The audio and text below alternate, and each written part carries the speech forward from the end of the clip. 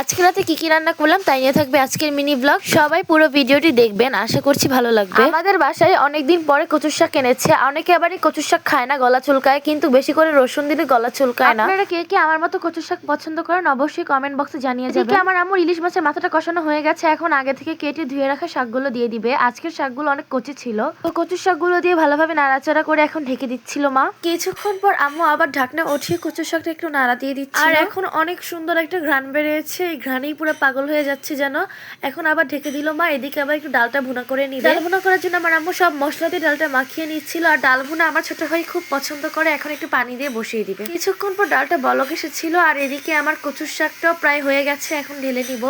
দেখেছেন কত অল্প হয়ে গিয়েছে, কতটুকু দিয়েছিলাম আর কতটুকু হলো। কচুর শাক এমন অনেক কমে যায়। এদিকে কচুর শাকটা রেডি, অনেক সুন্দর একটা স্মেল বেরিয়ে। এটা হচ্ছে ফাইনাল লুক। কেমন হয়েছে অবশ্যই জানিয়ে যাবেন। এদিকে ডাল ভুনাটাও হয়ে এসেছে, এখন একটু ধনিয়া পাতা দিয়ে ফুটিয়ে নামিয়ে নিবে। এখন ডাল ভুনাটা হয়ে গেছে, ডাল ভুনাটাও নামিয়ে নিবে। আর এই হচ্ছে ফাইনাল লুক। কেমন হয়েছে অবশ্যই জানাবেন। আজকের ভিডিওটা এই পর্যন্তই। কার কাছে এই মিনি ব্লগ কেমন লাগলো অবশ্যই জানিয়ে যাবেন। ভালো লাগলে ফলো দিতে ভুলবেন না। আল্লাহ হাফেজ।